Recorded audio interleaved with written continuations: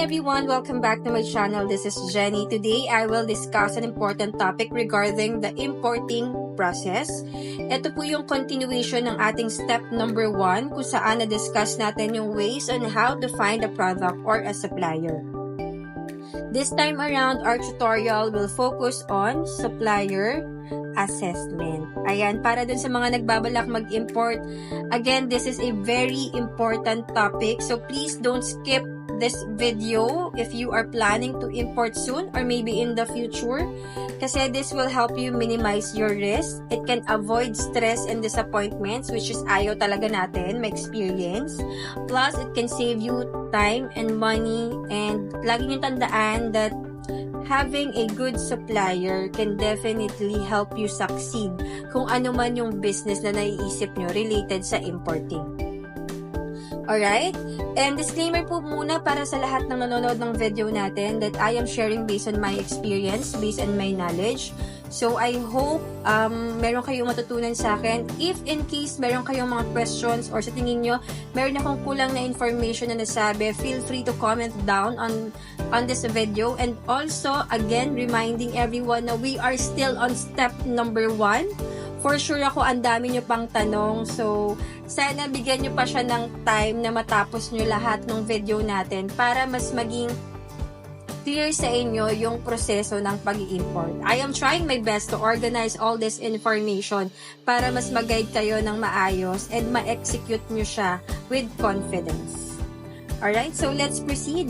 Paano ko siya ginagawa ang supplier assessment? One way on how to assess the supplier is by asking the right questions. Bukod dun sa pag-check ng information nila or ng profile nila sa Alibaba, basic ang pag-ask ng question sa mga supplier na yan para ma-assess mo sila kung okay ba silang kausap, ine-entertain ka ba nila ng maayos, na-accommodate ba nila yung questions mo, mabilis ba silang sumagot, sumasagot ba sila, okay ba yung sagot nila. I mean, there's no right or wrong answer naman, pero mararamdaman mo kasi on how they answer if they are accommodating or if sila ay maayos kausap. Hindi naman kasi pwedeng, okay, maayos kang kausap ngayon, then after ng pag may problema na hindi ka na maayos kausap, diba? Merong mga ganong scenario. And maybe you are thinking, ano yung right questions na dapat namin itanong? Based on my experience, ang tinatanong ko sa kanila is more on the quality of the product. You need to ask them the quality of the product. You can ask them to send you videos, pictures, also ask them the pricing. Kasi mapifeel mo if yung supplier has a good customer service or customer support on how they respond to your questions. Also, you have to ask the timeline of the delivery, especially if you are looking for a product na kailangan pang i-customize. And last but not the least na dapat mong i-clarify or itanong is about the after-sales service. Importante yan kasi hindi naman laging smooth ang proseso ng importing end-to-end. There are times na makaka-encounter ka ng issues and you have to ask them kung ano yung ginagawa nila if in case ma-encounter mo yung mga issues na yan. Like for example, ako na-encounter ko na iba yung pinadala sa akin based sa in-order ko. Or kulang yung quantity ng in-order ko. Merong mga sira, may damage. So, as much as possible, yan yung mga dapat mong tanungin sa kanila on how they handle those cases. Para at least ikaw din, mabuild mo yung trust mo sa kanila na, okay itong supplier na to kasi meron na silang mga experience about this certain cases na ito yung ginawa nila and pabor yun sa akin as a client or a customer. Siyempre, hard-earned money mo yung gagastusin mo dyan. Hindi naman yan pwedeng okay lang, thank you lang, or sorry, diba? So, yun yung mga questions na dapat nyong itanong sa supplier when doing this assessment. Next is through the product reviews. For sure ako, very familiar kayo dyan since we are also doing this when we are doing a online shopping, maybe using Lazada or Shopee, diba? Chine-check natin agad dyan. Kapag hindi natin kilala yung seller, ano yung reviews nito? Okay ba yung mga quality ng product? Same with Alibaba, pwede nating i-maximize yung feature ng product reviews kung saan makikita natin yung feedback ng mga previous customers or clients nila. However, heads up ko lang din kayo na huwag kayong masyadong magtiwala din sa product reviews ng 100%. Kasi there are cases na ini-strategize nila yan or meron silang tactic para magmukhang mataas yung reviews at yung mga magaganda lang yung nakikita ninyo. So, ayun, may experience na kasi ako kaya medyo alam ko how they do it para mas mukhang maganda sa paningin ng customers. But anyway, product reviews still helps. Hindi naman sa lahat ng pagkakataon ay ini-strategize nila. There are suppliers na merong ganong way, na merong silang tactic kung paano nila patataasin yung reviews nila. Basta ang tip ko sa inyo is huwag kayong magtiwala 100% sa reviews. Maganda siya as your helping guide on choosing sa supplier niyo.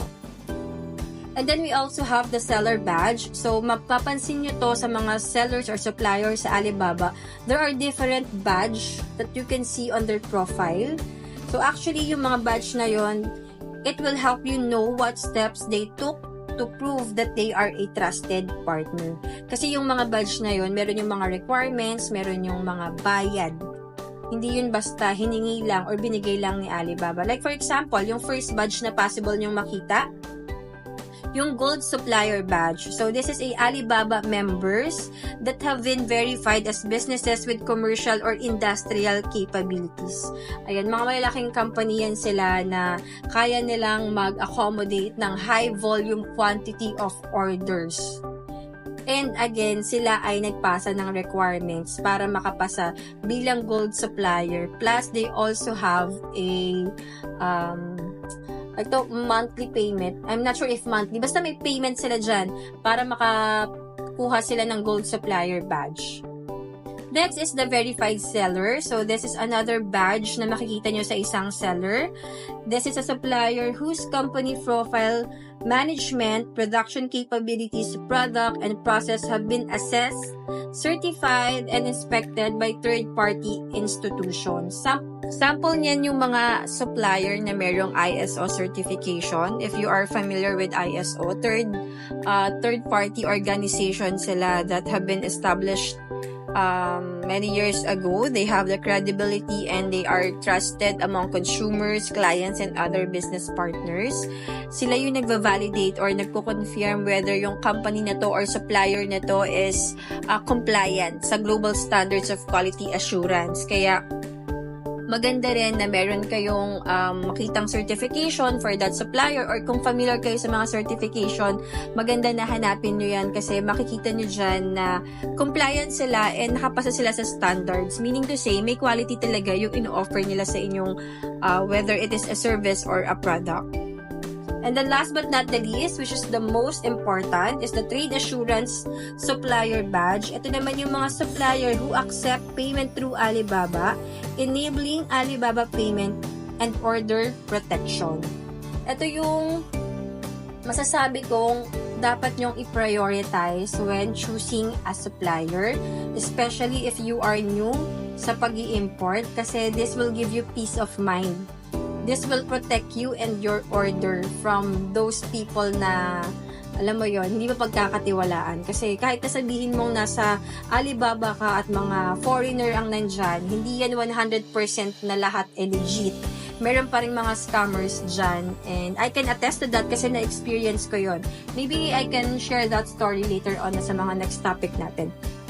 But again, trade assurance is very important. Kaya once you find a supplier, i-filter nyo na agad yung merong mga trade assurance badge para mawala na sa paningin yung mga, minsan kasi marami pa dyang supplier na nakaka-tempt na i-negotiate kasi ang baba ng presyo, super baba ng presyo, pero wala silang trade assurance badge, X na agad yun. So, wag nyo nang i-entertain yun para hindi na rin kayo ma-tempt na, alam mo yon, makapag-transact sa mga hindi legit, baka mabiktima pa kayo.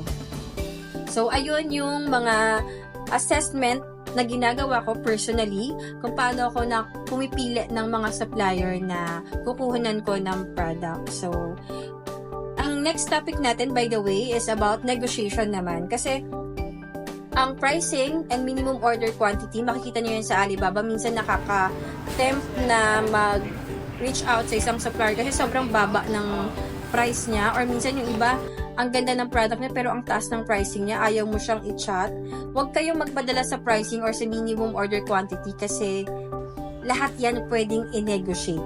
And that will be our step number 2 sa importing process, the negotiation. Ano yung mga dapat nyong i-negotiate? And we will discuss that on the next tutorial. So again guys, I hope meron kayong nakukuhang learnings from all of the information that I am sharing. If you think na meron akong na-miss or meron kayong gustong idagdag, feel free to comment po sa ating video. I am very much excited na mabasa yung mga comment nyo. Ako rin, gusto ko rin matuto. Hindi naman porket ako yung nag-share, alam ko lahat. Maybe meron din kayong alam na hindi ko alam, so please share it with me as well. Gusto ko rin pong matuto coming from your end naman. So, thank you so much again guys for watching this video. Please don't forget to like, subscribe, and comment para lagi kayong updated sa lahat ng happenings and tutorials natin. And again, my favor to you is, if meron kang natutunan ngayon, share it to people na kilala mo. Or maybe, if hindi mo kaya siyang i-share, share this video to them. Kasi you never know, baka ito yung maging trigger para maging, ma-start nila kung ano man yung business na gusto nilang umpisahan or ma-start nila yung magiging successful nila, diba? So, thank you again guys, and see you sa ating next topic. Bye-bye!